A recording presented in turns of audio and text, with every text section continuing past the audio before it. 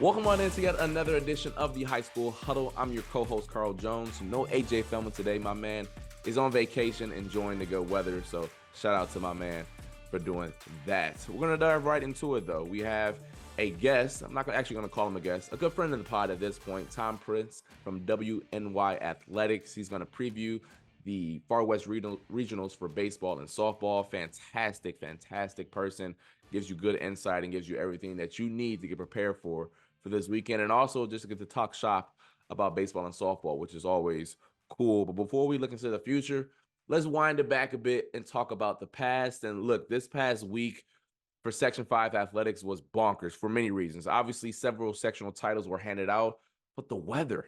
I mean, this past Saturday was truly something that I haven't been a part of, at least as a professional dealing with it. There were a bunch of thunderstorms that went through the area this past Saturday and affected everything from track and field to flag football out there in Buffalo to lacrosse and both boys and girls, softball, baseball, you name it, it was affected. Some games were delayed, postponed. I know track and field took hours upon hours. I think the funniest one, or most unfortunate, however you want to call it, was the Class C boys lacrosse game AJ Feldman was at. And it took over 5 hours to complete. It stopped, it started, it stopped, it started because of the weather. Finally, it was completed. That story is up on RochesterFirst.com right now. Look at the quotes and how the players and coaches talked about they've never been a part of anything like that. Shout out to AJ once again for braving through that. I don't know how he did. I would have been irritable and just went home or something like that. Kidding, not really. But just going to rattle through some of the winners for lacrosse, as we always do. McQuay getting it done in Class A this week. Victor in B, HFL, I just alluded to in Class C, and then Aquinas down in Class D, getting it done on the boys' side. And then over to the girls, Fairport getting it done despite an early season injury to one of their top players. They were able to raise another sectional title. Victor getting it done as well. Mercy in Class C, a big comeback win over HFL in the title game. And then Penn Yan doing it once again down there in Class D for the girls. Also, I want to give a shout out to Bishop Kearney, the flag football team, making it to the state semifinals. A bonkers and ridiculous game winner that they came back, and they were down, I believe, 2 scores and down 3 scores in the beginning of the game, but down 2 scores late with like less than 5 minutes to play to come back and win their Far West regional matchup.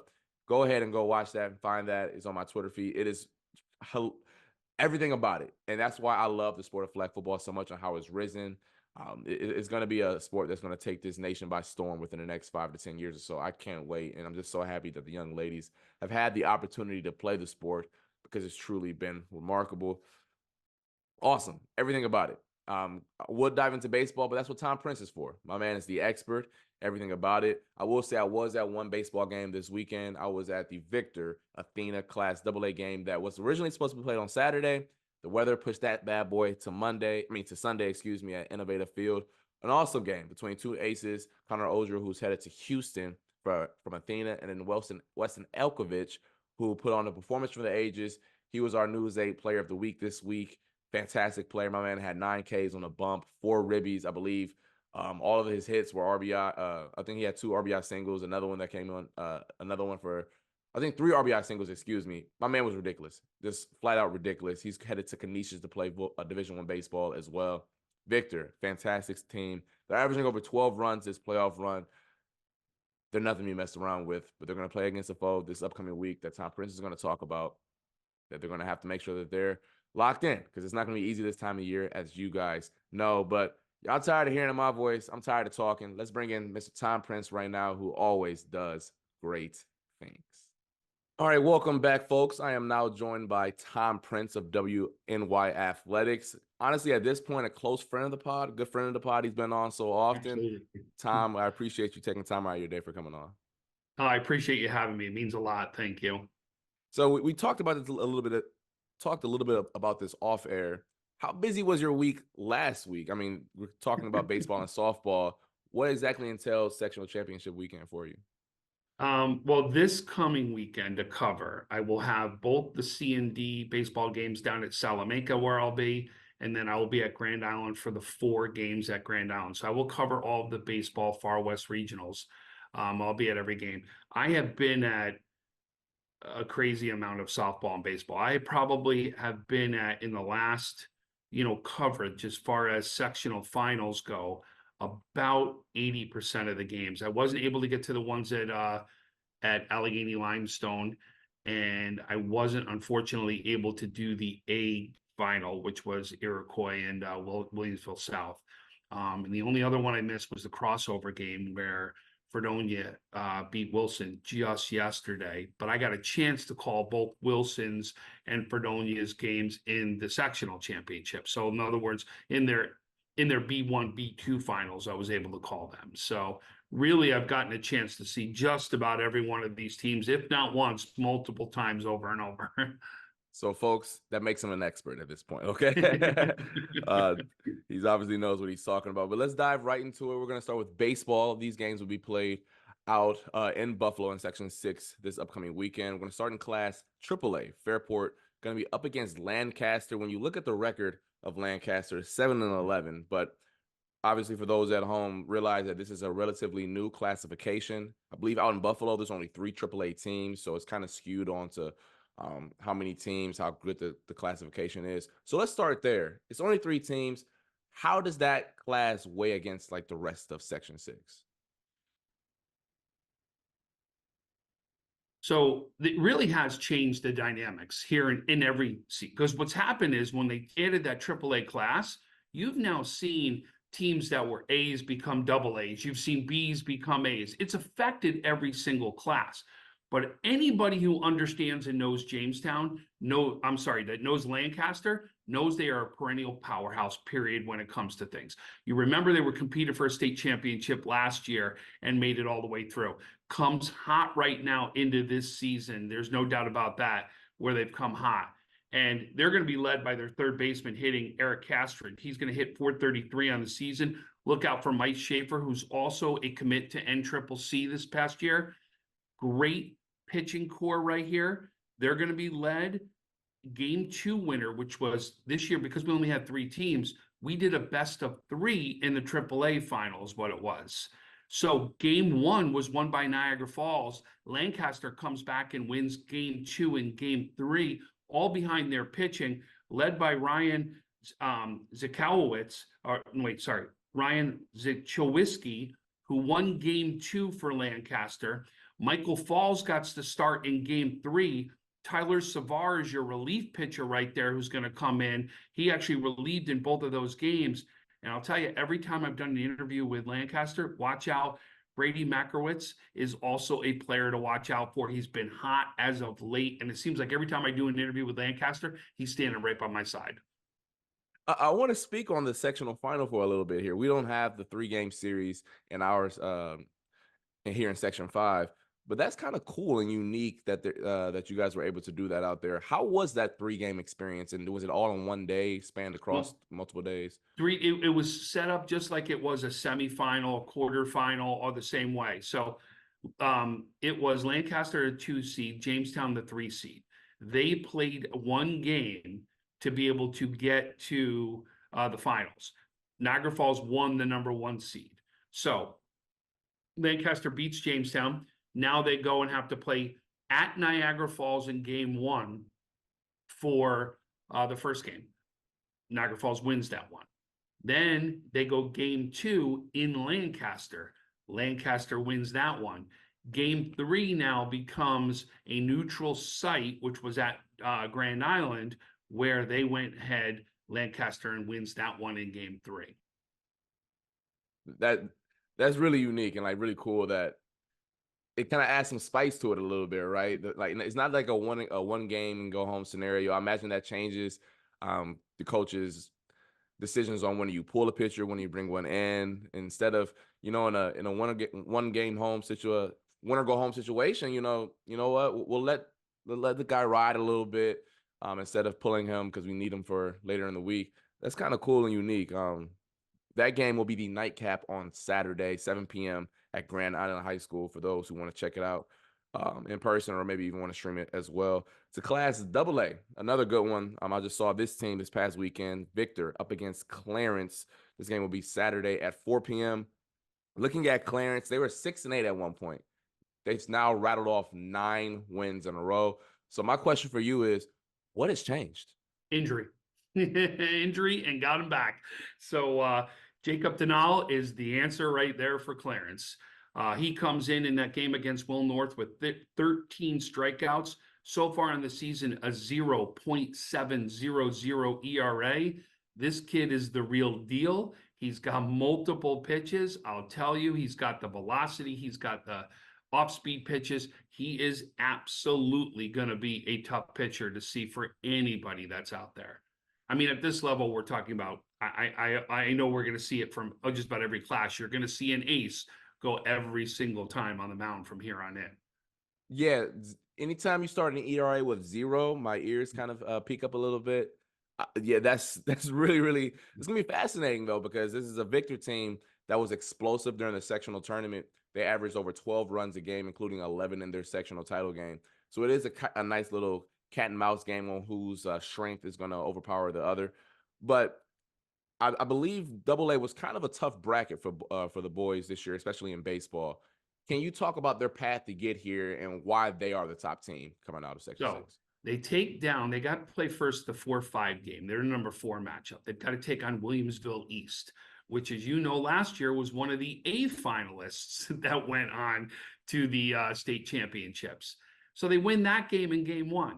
Then they've got to take on next the number 1 seed, Orchard Park, who they've already lost to twice over the season. They win that game. Then they go into the final against Williamsville North, who was the 2 seed. Orchard Park and Will North actually both were conference winners. They tied. It was a coin flip to see who was going to be the 1 or the 2 seed in that one. Orchard Park wins the coin flip, but loses that game to Clarence. And then in the final, Clarence wins again. And I'm going to tell you, they are a tough team to beat. Also, look out for Jackson Bug, Finnegan Graham, Tom Rook. Those are also big players on that team that will be leading the bats there. But I'll tell you, I was very impressed in the finals of this Clarence team. And if you look at any of the post-game interviews that we've done, I've got a chance to talk to Coach, and he said it. You know, we were hurt early on, but now we're healthy and we're seeing it. And when I got a chance to have a full, healthy team, this is exactly what I can expect from them and how good they're capable to be. That happens all the time in sports, especially at the high school level, because the season's not that long. So you're like, man, the record doesn't look great. When some of you guys come back, things get to rolling, especially this time of year. So that game will be Saturday, 4 p.m. I have a feeling that's going to be one of the more exciting games this upcoming weekend for sure.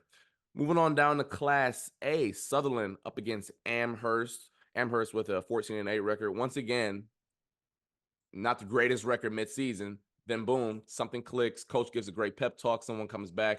Whatever the case may be, they are rolling, clicking on all cylinders, playing well at the right time of year. Starting with them, though, who are their guys that if a Sutherland fan wants to look prep, right? Who are the guys that they need to look out for? So first, just so you know where that record came from. Early on in the season, 4 out of 5 games, they lose by 1 run. And they were 2-1, you know what I mean, 1-0. They were crazy low-scoring games. And that was back when the weather, if you remember, wasn't very good here in Western New York. But we didn't get that turn as far as some warmer weather. But listen, Amherst begins and ends with C.J. Hurley for Amherst. He is the starting pitcher. He is off to Niagara University. He is no doubt one of the top pitchers in the area. He can also do it with the bat. He really is a fun player to watch here. Look out for Grady Brown, Pat Kantz, Adam Sarzinski, and Patrick Sarzinski to really lead the way for this Amherst team. But I'll tell you, gotten a chance to see this C.J. Hurley up close. He's legit, and he will make sure that Amherst team, no doubt, will at least be in a close game. He got the last name pedigree, I'll tell you that. Obviously, the Hurleys are doing a lot of good things in the college basketball world. It's probably trickled down to Western New York baseball as well. But their offense has been the thing that's been clicking. And I mean, I see 28 runs in a sectional tournament game. They just scored 12, 7, 11, 16. These are all outstanding outputs, especially this time of year. As you alluded to, the weather's been much better, so I imagine that has a lot to do with it. But just being able to watch to watch their offense and see them kind of take over this time of year, would you say that's their probably second biggest threat outside of Hurley? No doubt. I mean, this is a team. When I can say team, this really is a true team. And when they get hot, they will get hot as a team. There's no doubt about that. And really, you could see all those players we're talking about. There's even more probably you can sit here and discuss. But when you talk Amherst, at least the first person that you're going to say was CJ's name. Got you. Yeah. Well, anytime you have a Division I commit on your team, especially at baseball, folks, he's pretty good. He's pretty darn good. That game will be Saturday at 1 p.m. The second game of the day. Going to rattle off the rest of the game so you guys can take note of when they'll take place. In Class B, Wellsville will be up against Medina. That matchup only has 2 losses between both of the teams, so that's for sure going to be a nice one. That's going to be at 10 a.m. on Saturday, followed by in Class C, Bolivar-Richburg up against Wilson. That will be Friday night at 7. And then in Class D, Arkport-Canaseraga up against North Collins. That will be the first game of the weekend on Friday. So let's go over. And I'll tell you just a quick thing on some of those teams. I know we're not covering, but you're talking about the B level. Watch out for Brody Fry from Medina. He's been lights out. He'll be player of the year in his conference. He really has been something to watch out there. The C's, Wilson, this Tyler Johnson just broke the Section 6 record for strikeouts in a career. He also did it in a season. He's also a Division I commit that'll be going to Niagara University also.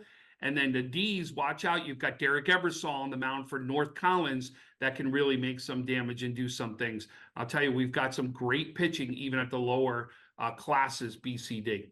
It's kind of like a cheat code, like like a cheat code to have a Division I. I mean, a college player, no matter the level, is obviously awesome. But a Division I player who can throw some heat against Class B and down, I mean, any competition, but especially the Class B and down level, Lord have mercy. I mean, I was scared. A little sidebar for everyone at home. I could do a lot of sports. Baseball was not one of them because I would be in the batter's box scared. I was shaking, my boots, all that good type of stuff. I would never swing because, like, I'm not going to make contact. What's the point? So shout out to all these dudes who get in the batter's box and try to compete against a Division I pitcher because I wasn't competing against 5th graders. So that's just my little tangent for the day. Now over to softball, the sport that I've grown accustomed to loving since I've been here in Rochester. I'm going to start in Class AAA. Fairport up against, you can probably guess who it is, Lancaster coming out on this side as well. But how they got here, I think, is the coolest story out of any team. Orchard Park, I believe, was one of I think a top 3 team in the state, like for softball. They lost twice earlier this year. Boom. Lancaster takes them down in the final. I'm gonna just lay the floor out for you, lay it out for you right now. What in the world and how are they here? This happened last night. I was on the call for this game last night. So, and Orchard Park led by Division I commit Ava Farina on the mound. And really it was Lancaster got off to that start in the first inning to put up a 3 spot early in that first in the game, which really just set the tone. Remember, flip it. Lancaster's got their own Division I commit, Frankie Morris. She's committed again, Niagara University. Boy, they're really getting our players here. She's hitting .525 on the season with a .589 on base percentage. You've got Grace Spielman, who's on the mound, who's been their pitcher. Up until the last couple of games, she was sitting at a 0.7 ERA. She finished with like a 1.3 is what she finished with, which is still incredibly outstanding with the competition that she's facing right now. We got a chance to see new sophomore sensation Alyssa Brunner in that game last night. She comes in relief for Spielman. She also has the only 2 big hits of the game. She got the rally started to get that lead for Lancaster. And also look out for the catcher leadoff position, Brenna DeWald, as a huge leader on that team. But I'll tell you, Lancaster was a 3 seed coming into this. And like you said, had to beat a very good Niagara Falls team and then had to go and play a very good Orchard Park team. I really think what may have at least hurt Orchard Park was the layoff. There was such a long layoff from the semifinals to the finals that you just wonder if it was too much of a layoff, that it just took a little while for Orchard Park to get in sync, was all. So is it safe to say that in other sports, Class AAA is kind of just like a huge talent discrepancy between the top team and the rest, just based off the numbers? Would you say softball that isn't the case? Yeah, I would say it's not. I mean, the top three teams were really well. There was only four teams there. The Yeah. top three teams were all very good teams that we saw here. It's the same with baseball. I mean, two out of the three teams were very good teams this year, and showed that exactly what we saw and how it played out. Agreed. I mean, anytime you take down OP, who was third in the state as of the rankings earlier this week, so clearly a very formidable foe. And shout out to Lancaster for taking them down. Fairport will be up against them Saturday, 5:30. These games, the softball will be out at Schroeder High School. They'll be in Section 5 for those who want to catch that action. Class AA. This is probably the biggest matchup in terms of the state rankings for the big schools. Schroeder up against Clarence. Schroeder ranked third in the state. Clarence fifth. Both of these teams are rolling. Like, they're hot right now. And fuego, all the cool terms that the kids are using these days. But I need to talk about this Ella Harrison. 17 Ks in the final. 16, I mean, 16. 16. Excuse me. I'm sorry. I gave her the extra one. I'm sorry. My handwriting's not great. How good is she? I mean, to step up in the big moment like that when your team needs you most, that's really impressive. Oh, she was phenomenal. She really, and I'm going to tell you, she had about 5 pitches she threw. And her catcher, I want to give special shout out to Olivia Collins. She called the entire game. It was her who called the game. And I was on air with Cheryl O'Connor, the head coach of Grand Island. And one of the things we kept saying is we could not predict what pitch that was going to get thrown. We were just as off balance on air as what we saw happen in that game. That's how good of a game Olivia Collins called. That's how good of a pitcher Ella Harrison is. And I'm going to tell you, I couldn't believe the change of speeds.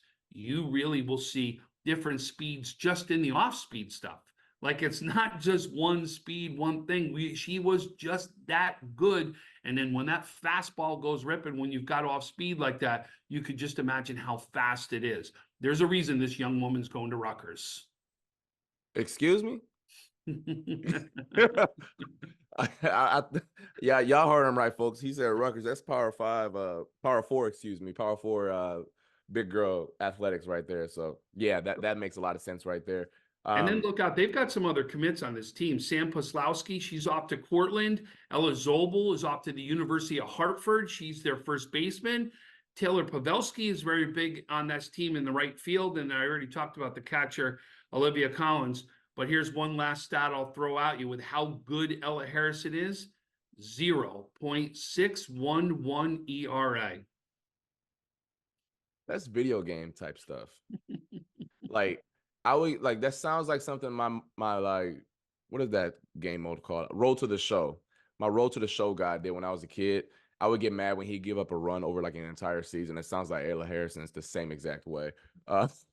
That's ridiculous. And it's gonna be a pitcher's duel. I imagine Liana DeValder from Schroeder is gonna get the ball as well for Schroeder this upcoming Saturday. So as you're well aware, one bad inning, one bad at bat. This last game was just last night. They won last night over Williamsville East. And you may have heard Williamsville East. They've been a perennial powerhouse when it comes to softball, too. This was a 1-0 game, and the one run was scored by Ella Harrison hitting a double out to the fence in the top of the first inning. And it held serve the rest of the game, 1-0, as Grace Kessel also pitched a gem over there for Williamsville East. That's the scary part of this about this time of year. You can be an elite pitcher. I mean, I'm sure Grace is, and the stats bared it out that she was a really darn good pitcher. But just literally one at bat, not even an entire frame, just one sequence of pitching is not up to your standards, and boom. And in the top of the first, the top of the first, no less. And Grace Kessel is another great pitcher. She's off to Edinburgh. So you're really talking about, we had two great stars going at each other. That's the unfortunate part about this time of year, is just like, you know that no matter the result, these pitchers are great, and the intensity and everything is heightened a little bit, not a little bit, a lot. And it's got to be locked in for all 7 innings, because boy, one bad pitch and not in the zone, over the plate, you're gonna be on vacation real soon from the high school's perspective, guys. Yep. High school perspective. Clarence also beat Mercy this year out of Section 5, so that is a common opponent as well. They beat them 15-8. Mercy was a pretty good team here this year as well. Schroeder will be have a legit home field advantage. This game will be played at their house. 3 p.m. on Saturday. A really, really big matchup that I cannot wait to see how it bears out. And then Sutherland up against Iroquois at the 12:30 game at Schroeder High School on Saturday. Sutherland ranked 9th in the state, Iroquois 11th. Not a lot that I have on Iroquois because I imagine this game was played last night, if I'm not mistaken. Yeah. What do you have? What do you know about Iroquois, and what are they bringing to the table for our Section 5 listeners? Their pitcher. This is a team that, again, as just like Clarence, right, gets hot right at that midseason, make sure they play some of the tough opponents in their schedule, and gets ready for what's just happened right now down. They take down the #1 seed in Williamsville South right here. Iroquois has been doing nothing but proving it. They did it last year, going to do it again this year. Alexis Sharamonte, that's your pitcher right there, who is going to be the leader of this team for Iroquois. Ailey Moran, Emma Beyer, Evelyn Pizak, right there are your top players to look out for. But this team they've really done it. It's a very well coached team. Coach Vanderlip has this team prepared to make a run in the postseason every single year. Every time you look at them, they may not be the #1 seed, 3, 4, wherever they stand. Every time they're standing at this position looking to win a sectional title or possibly beyond. And he does it again to lead this team. I think there's a theme with all of the softball teams here, and I'm interested to hear your perspective on this. It's not necessarily about the weeds of the teams in particular, but it's about the theme overall of the sport. Would you rather, if you're putting your GM, your coaching hat on, have one of these aces that we're talking about, let's say an Ella Harrison, or would you rather have a 1 through 5 who none of them are easy outs? You got a young lady who gets on, let's say 50% of the time, a young lady who has a power bat. Which one do you think is more conducive to long-term success? Your pitcher. Your pitcher. Because even if I don't have the strong 1 through 5, me as a coach, I'm going to make sure that we can play small ball with the rest of them then. So if I can just get one runner on base, I may be able to manufacture a run or two, and that may be just enough for my starting pitcher to go down and shut the door. Understood on that one. And that's just so unique to think about because my bird's eye perspective, someone who's not an analyst of the sport by any means, I'm shooting it through my highlights. I'm like, man, like it's kind of cool getting all these strikeouts, but can someone hit the ball far so I can like put you on TV? But then like this time of year, you're rattling off the names, and it's the same from the Section 5 teams.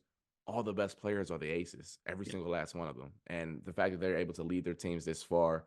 I know in Class AA, for example, with Schroeder and their classification, the top 4 teams were all led by aces. Like far and away, that's why they got there. The only Section 5 loss that Schroeder had was due to another ace that Victor had. So that goes to show you just this how important that position is this time of year. And you've had a front row seat for it, and you've been doing it for years about how important that position is for sure. Oh, I couldn't agree more. And I'm going to tell you, you remember, and you don't have to worry about this in softball. You don't have to worry about pitch counts and things and pulling right. So it is that important because your pitcher, in essence, could pitch every single game for you. Not that you want that, but they can pitch every single game out there for you to go ahead and get a win. And now you can, in essence, say the same thing now happens for baseball. Because think about it. Baseball right now, you're going to get enough rest where your ace can win the Far West Regional, your ace can win the state semifinal game, and you're sitting in a state championship game ridden because of what your ace got you there. That's a good point. Yeah, because with baseball, between state quarterfinal and state semifinal, that is a week break. So your guy does get a chance to ice the elbow a little bit, get to chillax, and go back to school and feel all cool before he goes and tries to bring his school to state championship. That's a good point that I hadn't really thought about. Wrapping up the rest of the softball really quick, really fast. Wellsville, once again, a darn good bat sport in softball. Up against Fredonia. That game will be the first game of the day at Schroeder High School, 10 a.m. on Saturday. In Class C, Bloomfield will be up against Westfield. That will be Friday at 7:30 p.m. And then wrapping up with Class D, Friendship-Scio versus Ellicotville, I think that's how you say it. Ellicotville, excuse me. Friday at 5 p.m. Once again, I know with Friendship-Scio, they have one of the best pitchers in the state. Regardless of classification, they've taken down some really darn good teams above their weight class. So like we just alluded to, those classes as well have darn good elite pitchers. Let's talk about Class B, Fredonia, led by their pitcher, Jordan Lucas. She's committed right now to play at St. Bonaventure. Last 2 games she threw, crossover game, sectional final, no hitter, no hitter. She is the real deal. I'll tell you that right now. And last year we saw her do the same thing. This Fredonia team also went down to the tournament that was being held in Binghamton, where they brought all the top teams in the state. This Fredonia team was a finalist right there. So they have seen it, been a part of it. I'll tell you, they are the real deal. Fredonia. Westfield, another very good coach team led by 4 seniors. Westfield's going to be right there too. I can't wait. I truly can't. This weekend is always exciting, obviously with boys lacrosse and girls lacrosse as well. But the bat sports truly is like with the other sports, the talent gap matters a little bit more. Like it's kind of hard to really upset a team if you have 7 good lacrosse players out there. It's just really hard if you only have 2. But with this sport, as you know, man, a pitcher just get hot for a day.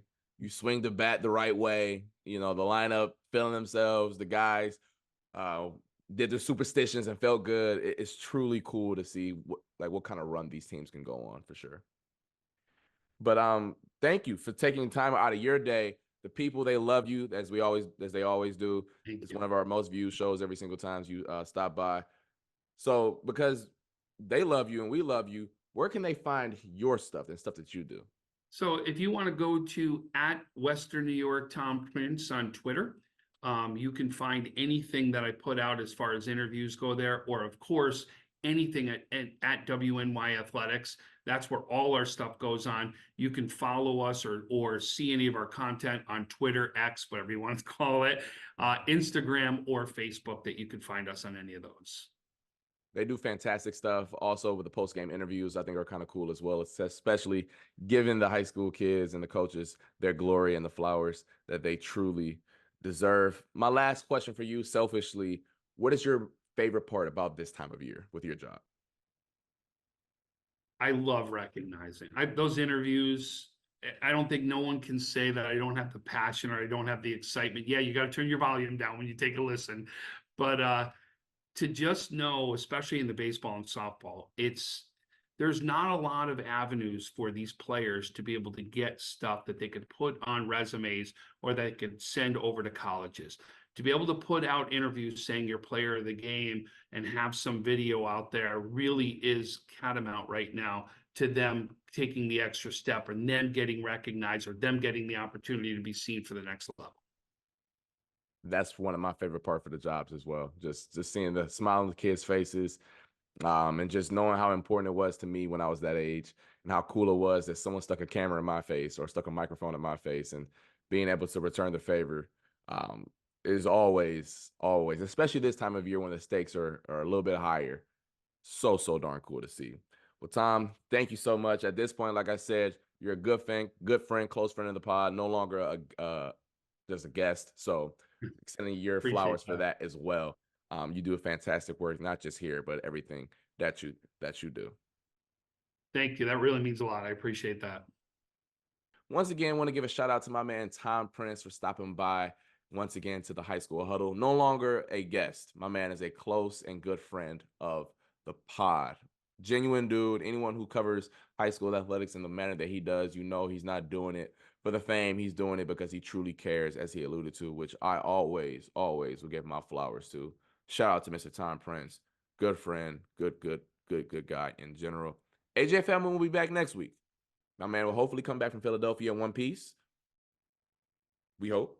No, I'm kidding. He will. My man is enjoying himself as he shall.